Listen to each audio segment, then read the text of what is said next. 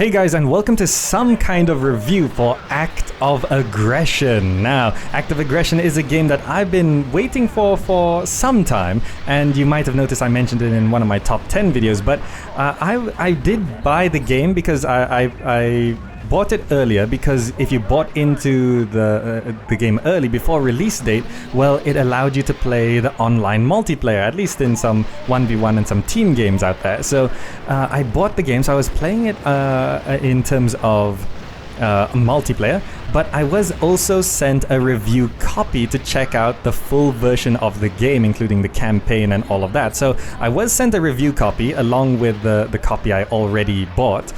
So I decided, hey, let's go all out and check out Act of Aggression. And this is a game that a lot of people have been waiting for because it's sort of a classic RTS is what they're calling it. So what is Act of Aggression? Well, it's developed by Eugen Systems. Now, they're a developer based in Paris, and it's published by Focus Home Interactive.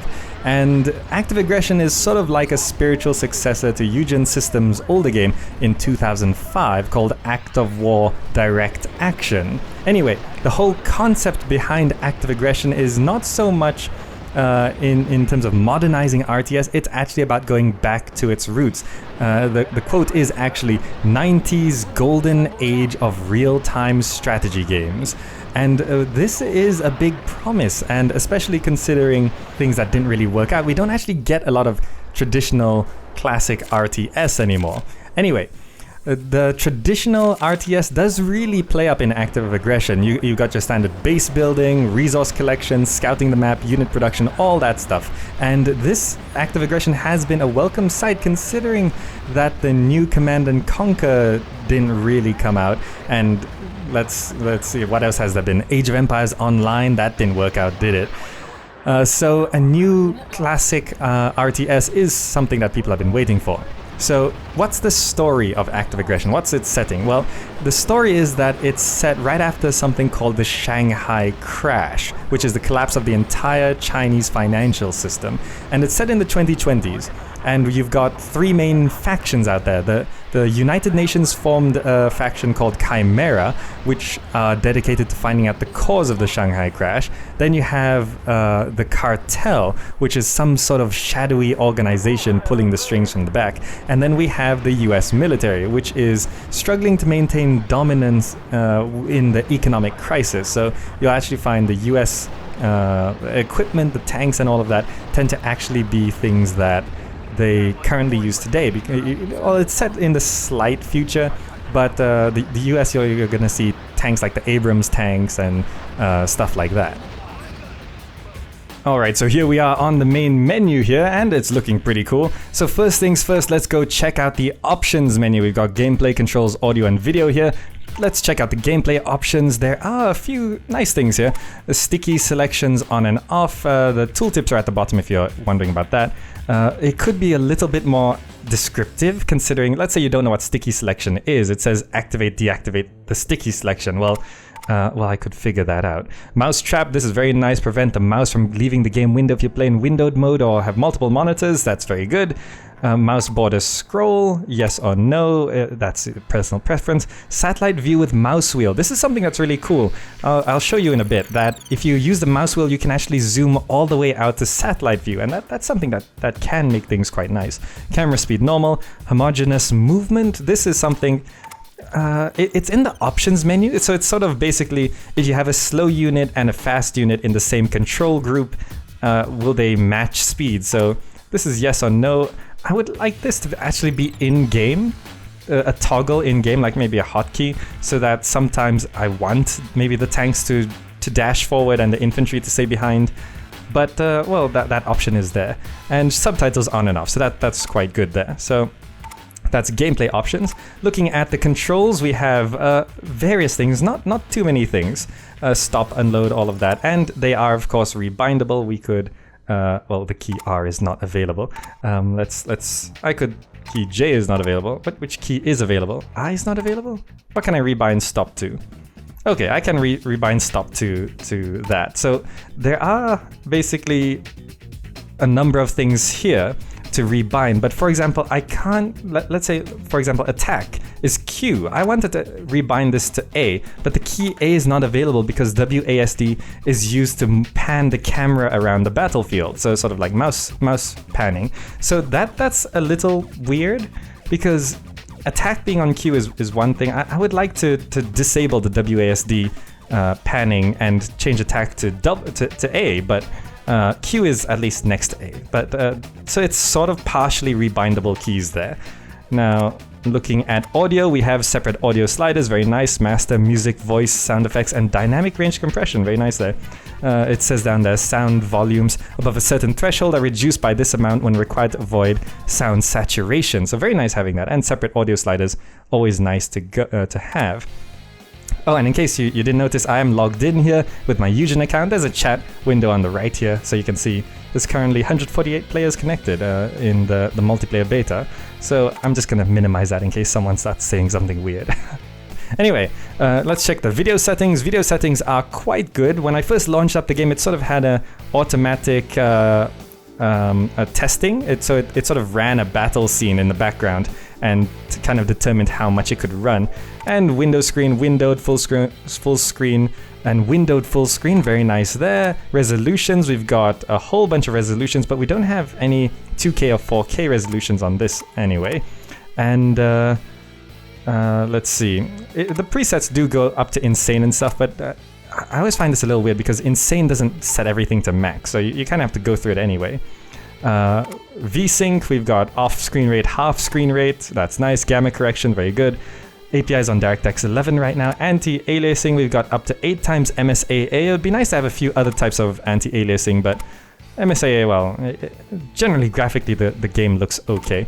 Render reduction, we can reduce render reduction. I put it into none. Shader quality, high, mid, low. Texture quality, very high, mid, low, very low, lowest.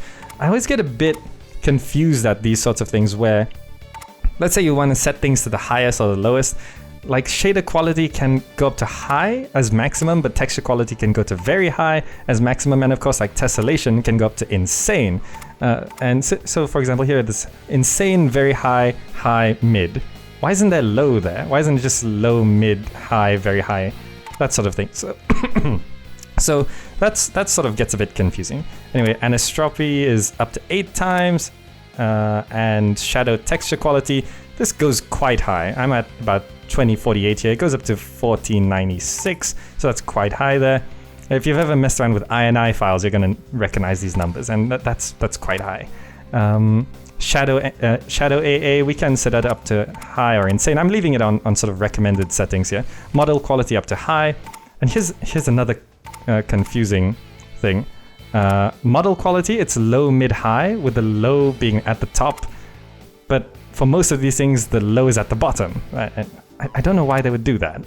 It's just an interface thing. That's sort of bugging me. Ground quality, insane. Terrain resolution, water quality, imposter texture quality, dynamic lights, FX quality, HDR.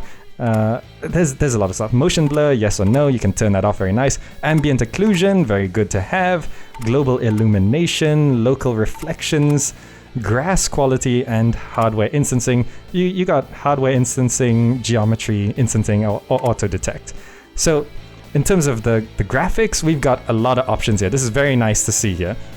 There could be a few extra things, but in general, I think this is going to be pretty happy. And in case you're wondering, the game does run at 60p, 60 frames per second, so that's quite good. So let's back out of this. That's the graphic settings.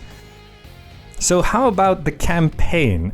Well, you got 2 separate campaigns. The first one is the Chimera, which is sort of a mix of playing all the factions-ish, where the missions are actually quite interesting, where it throws in different sorts of units and different factions. So for example, one faction, you're going around capturing enemy facilities, so you're going to be using the enemy's units against them. And you do partner up with, like the Chimera and the US factions do partner up, and you end up using a mix of those. So the Chimera faction is sort of the learn everything sort of campaign, and then we have the second campaign, which is the Cartel campaign, and it sort of shows you the perspective of everything going on from the bad guys' side of things, and that's a very interesting way of doing it. So you play the good guys and the bad guys, and there's a total of 10 Chimera missions and 5 Cartel missions, so a total of 15 missions, and these missions, although at the start, of course, they're going to be shorter and in the end they're going to be longer, on average they take around half an hour to 45 minutes to complete each mission if you average it out. Of course, the first mission takes like 10 minutes, but the last mission can easily take you 1.5 to 2 hours because it gets a lot more tactical and you need to do a lot more things. Now, the story for the single-player campaign it's alright. I mean, it's not... I wouldn't say it's revolutionary writing or storytelling, but it's okay. I mean, it sort of plays off the Chimera versus the Cartel sort of thing, and there's some sort of outside influences coming in and messing things up. So there's a twist here and there, but in general, the storyline is not something that really keeps you going. It's not the most compelling storyline out there, and I do feel like it could be a little bit better there.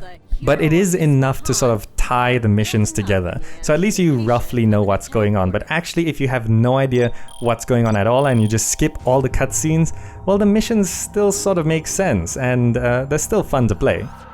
Now, throughout the campaign, you're going to see various cutscenes at the start and usually at the end of each mission as well.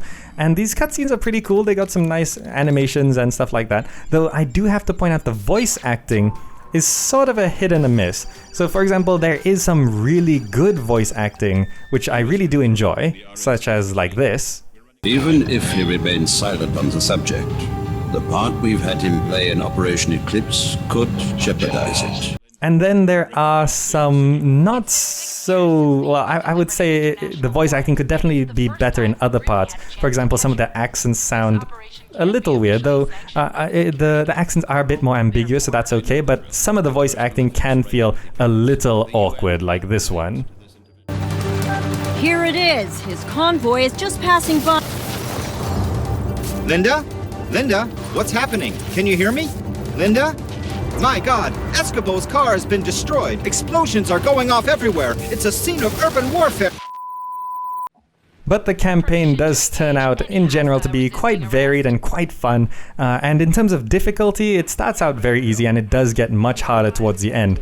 Though the last few missions can actually be very, very difficult. And if you don't actually know what you're doing in the game, like if you don't actually understand all the mechanics and how the units play together, then you're gonna have a very bad time trying to finish off the campaign towards the end, because it does get very difficult and the enemy AI does not joke around.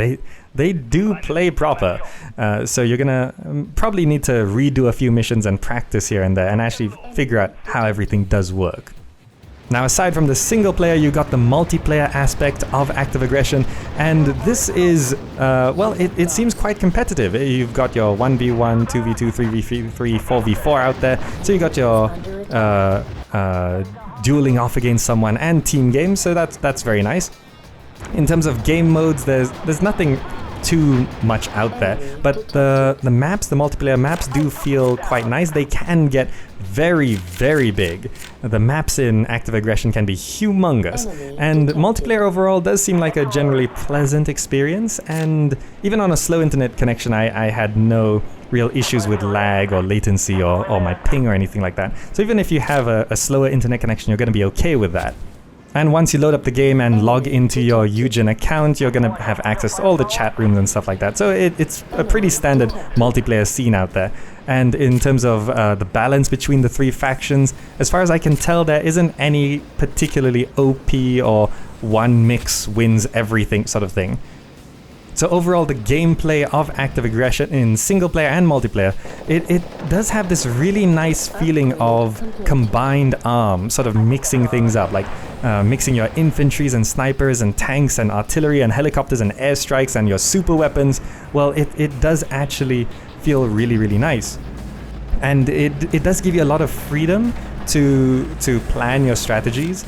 But this also makes it very difficult to actually plan your strategies as well, because you have so many options and it does feel very legit. Like if you go very heavy on a single thing, well, your enemy could quite easily exploit that. but the importance of mixing your different arms and different types of units is crucial to active aggression. Another cool thing about it is destructible environments. The trees, the cars, the houses, and even occupiable buildings can be destroyed. And this does make the world feel a lot more alive, or rather more dead, as the game goes on. And if you have like a lot of fights and a lot of clashes with enemies in a single part of the map, you're gonna see that part of the map completely obliterated. It's gonna be crater filled, and the ground's gonna be charred, the building's gonna be destroyed, the cars are gonna be completely on fire and stuff like that, and that's really, really cool. So that sort of makes the map feel a bit more interactive, and it doesn't actually, the destructible environment does come into play strategically as well, because you can preemptively destroy certain buildings that you might think that the enemy might want to occupy in the future. So there is also a strategic element to the destructible environment.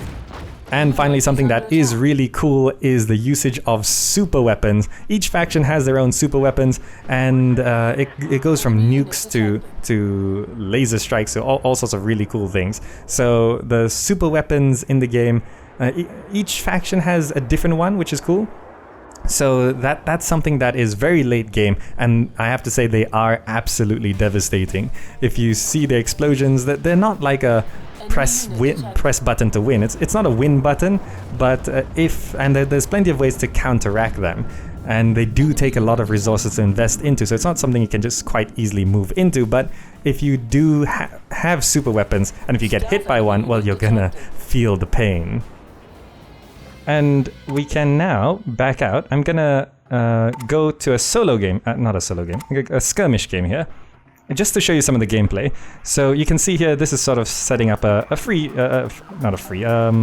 skirmish game. So you can see the factions here: US Army, Cartel, and Chimera. I'm sort of most familiar with the Chimera at this point, but you can see how those work out differently. And I'm just gonna jump into a game here. The maps can get very big, up to 4v4, you can see here. But I'm gonna pick a 1v1 map here, Battle Site 0, and I'll show you some of the gameplay. So let me just jump into the game and show you how things look. Alright. So let's look at some of the gameplay. This is pretty much how things are gonna be working out. The first thing you're gonna be doing is looking for some resources. You can see here we've got some oil deposits here, and over on the left we've got some aluminium deposits. So there's three sort of main resources you're going to be wanting to go for, and it's going to be oil, aluminium, and then we've got rare earth minerals, which allows sort of high tier weapons and upgrades and stuff like that. So we're playing the Chimera here, and you might see this interface will be a bit confusing if you're not too familiar with it, but you can see there's sort of all factions have sort of three sections to build from. And in Chimera you got the Spear Protocol, the Shield Protocol, and the Sword Protocol. The US Army has DEFCON, so it's sort of like different ages, not really ages, but different sort of things to focus on. And you can see the Chimera has Shield Protocol and Sword Protocol, so it's sort of defensive stuff and attacking stuff. But starting out in a game, the first thing you're going to want to do is build a refinery. So you just drop down a refinery like that, and we can drop a refinery for the aluminium as well. So that's going to get that started. And it's going to start building things in here. And a nice thing about building and resource management in this is, in traditional RTS games, you're going to need a certain amount of resources before you can start building something. So that can sort of slow down your production. Let's say you're short by like 10 cash, and that will stop you from producing anything at all. But here you can see, let's say I put down this barracks here, it starts to produce the barracks and it drains the resources. So if I'm just short by resources, it'll just stop production at, let's say, 90%, and then when the final resources come in, it'll finish the production and go ahead and build that. So that's the basics of setting up your base. I'm also going to drop down a Spear Vehicle Bay, so I can drop that down, and you can see here it starts producing the vehicle bay, and it drains the resources. Now, on these refineries, it will sort of draw in resources from these points, and we got to build these crushers to sort of collect more resources in here. There we go. We've got our vehicles bay in. And these crushers sort of carry the resources from the refinery back to your HQ. And same with the aluminium, and it'll work the same for rare earth as well. So this is basically how you start building things. And there's a few nice upgrades like the full extraction protocol, which sort of doubles the excavation rate of the resources being stockpiled in the refinery. So that can increase things quite nicely. Now, let's build some units. I'm going to build some infantry here, but I want to show you this building here. This is a bank, and I'm going to build 6 infantry. And I'm going to send it straight to this bank. This bank is another way to make cash. These buildings you can see, they're sort of scattered. Some are bigger. This one has 50,000 cash. The smaller ones have 25,000. And if you occupy the building with infantry, then you can draw money from this bank. And that's something that's really useful. And of course, you do sort of have a passive income. You can see here, every few seconds, you get 30 cash from your HQ. So that's a lot of ways of getting cash, and it's this sort of passive income from your HQ is one way to actually, it keeps the game going in the late game. And if you actually look at if I were to build, let's see, let me boost my aluminium production here because I need a little bit more. So I want to build an outpost now, because if you see me trying to place down a building, you can only place on these tiles near other buildings, and that can make things a little cramped. So I can build an outpost to sort of expand my building range, and its outpost also can collect resources. So let's say I want to put an outpost up here.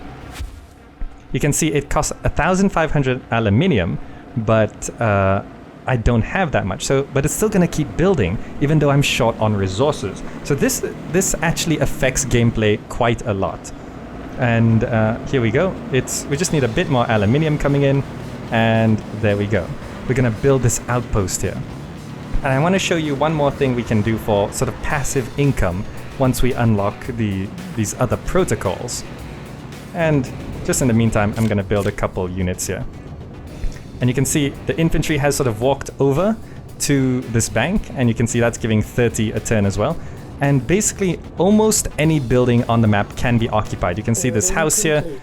You can put 4 people in that, no problem. All right, here's our outpost, and you can see outposts don't need to be built near other buildings, and we can now upgrade an outpost to various different things. Construction outposts means we can build more legit buildings around it. You can see if I try to build a barracks, we can it sort of expands our building range, but if you see here, transforms into a construction module, allowing the construction of spear protocol buildings around the outpost.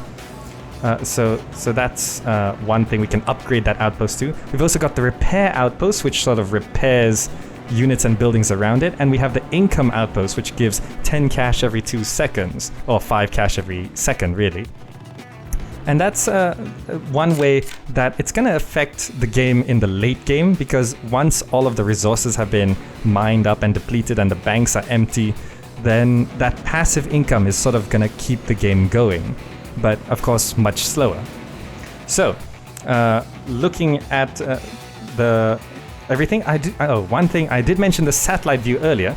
The zoom level is quite good. You can zoom in very nicely, and look at that, the textures actually look really nice. Everything looks quite crisp. It doesn't have to be absolutely fantastic, but even here you can see this floor texture is probably more detailed than it has to be. A little fuzzy when you zoom into this level, but you're not going to be playing the game at this level. You can see these floor textures and wall textures actually still look pretty nice.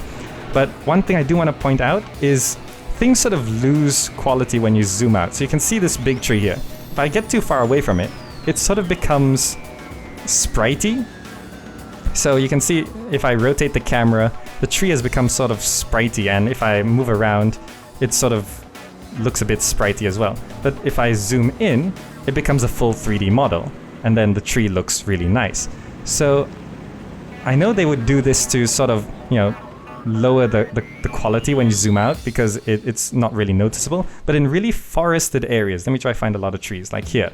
If I were to zoom out and you scroll around, the rotation on the sprites of the trees can actually be quite noticeable. You can see if I'm panning by here, those trees at the bottom of the screen. If I were to go left and right here, you can see those trees at the bottom of the screen are kind of dancing, And that can get a little annoying, and it would be nice if there was a way to have them on the full 3D model all the time, if your computer could handle it. I understand it might not be fully optimized, but in general, if you zoom in, things look really nice. Look at that. Even this windmill here, it looks really nice. The shadows look really cool and all of that. So, overall, the gameplay is sort of more macro-focused rather than micro-focused, because, yeah, I've got a bunch of tanks now.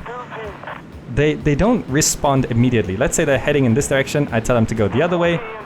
They have to sort of stop and turn around. It's not slow by any means. Some units are quite slow, but it takes time to respond, and it's sort of less twitch heavy and more about strategy, and overall the game is a lot more macro focused because of this sort of securing resources and securing banks and stuff like that. It's all about strategy and strategic planning and positioning and stuff like that.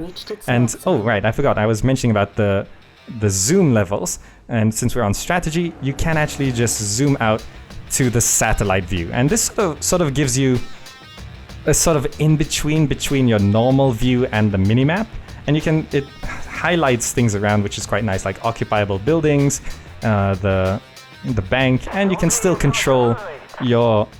pretty much control everything from up here. So if you like playing in strategic view, this is 100% possible, and some of you will like this, and some of you may not, but either way, it's an option there. And having it bound to the zoom key, the mouse wheel, it's actually really nice. So overall, you can see this is a 1v1 map, and it's actually really big.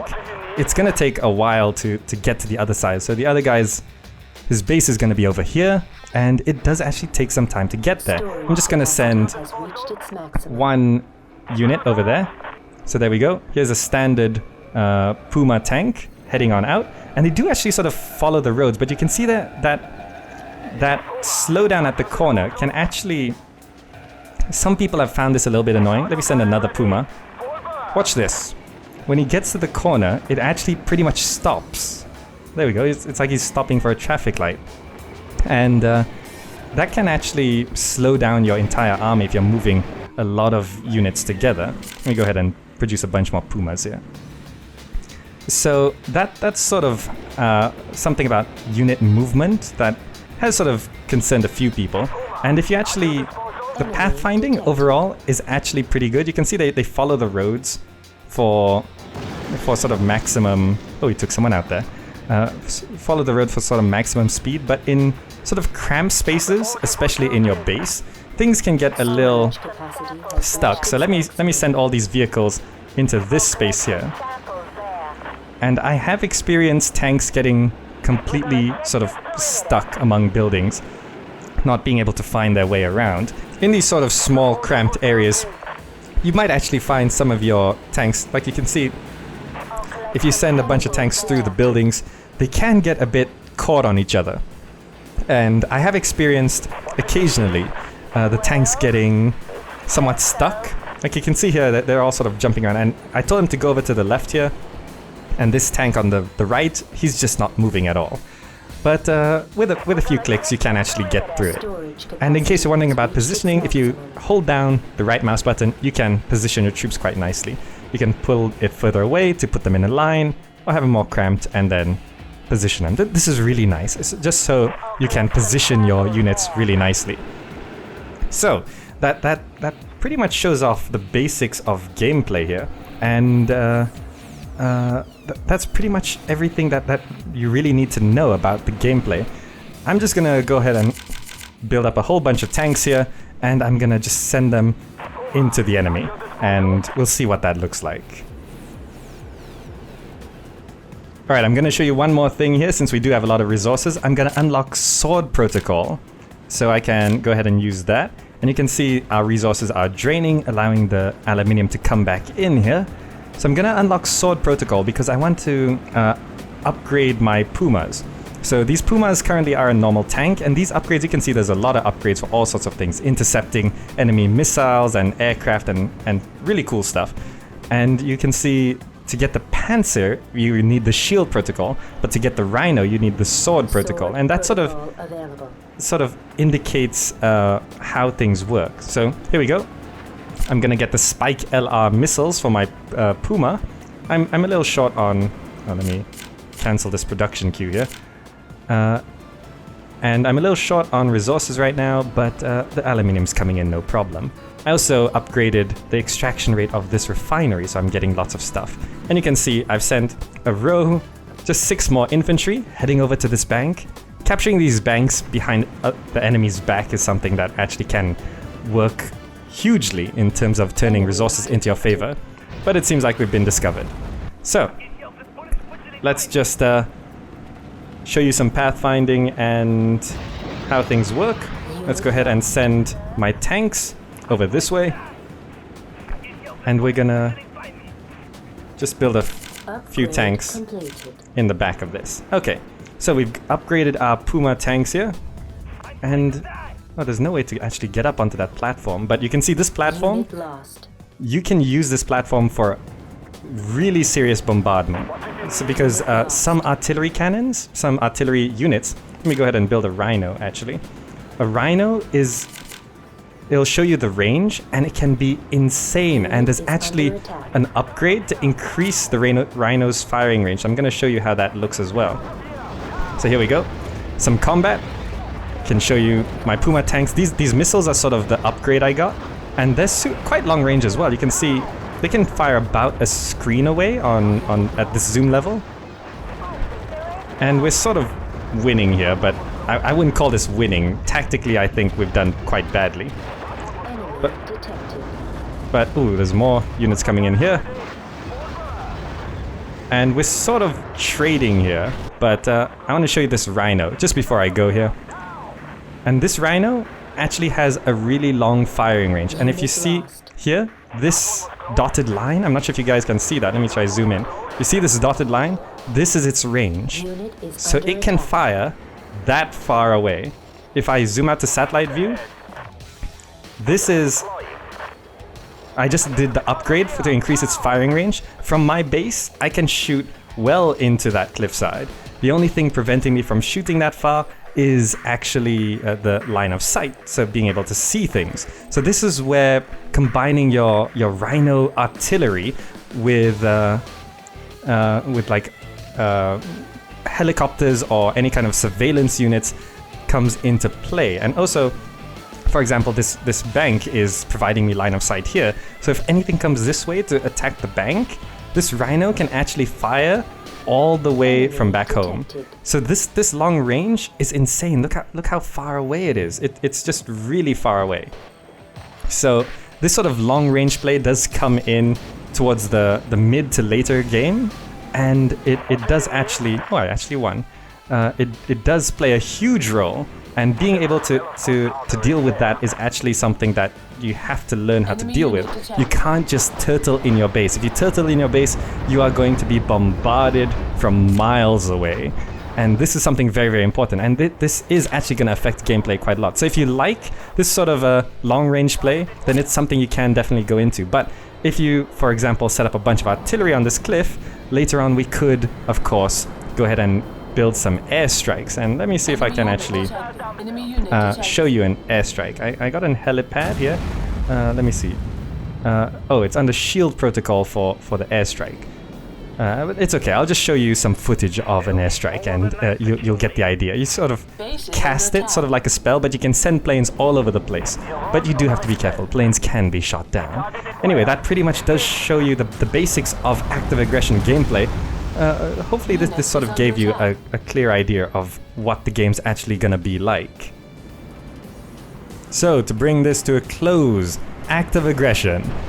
I think the big question is, does it push traditional and classic real-time strategies? Does it push that genre forward? Does it actually improve upon things before? And I think what a lot of people, considering the similarities and the setting, I think the big question people are going to be asking is really, is it better than Command and Conquer Generals? Does it trump that?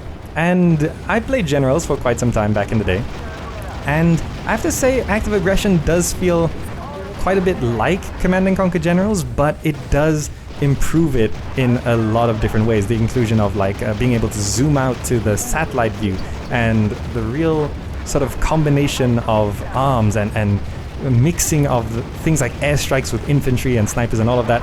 The way that works does feel a lot better than Command & Conquer Generals, and in general it feels a bit slightly more fast-paced. It feels a bit more action-packed, which is really cool. And in terms of comparing it to Generals, I think it does still stay, active aggression still stays true to the roots of a classic RTS, but it does actually put in a few extra things that sort of makes it slightly better. Though overall, I do get this feeling that active aggression is lacking a tiny bit of refinement, like just a little bit more. And this is like small issues here and there, like a couple bugs here and there. So there are some small tweaks that could push active aggression a little bit further, but I do think it does push the genre forward. And if you liked Command & Conquer Generals, you're probably gonna love active aggression. And overall, it's a very solid title, and I'm happy with it.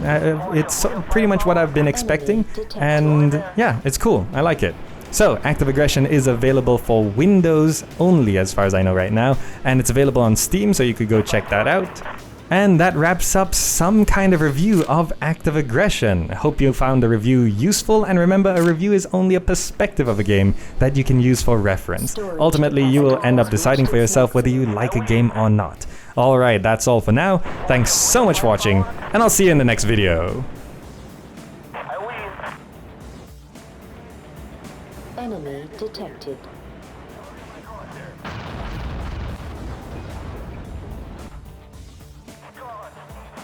I've got them all. Want some real firepower? On these heads. Unit is under attack. Building complete.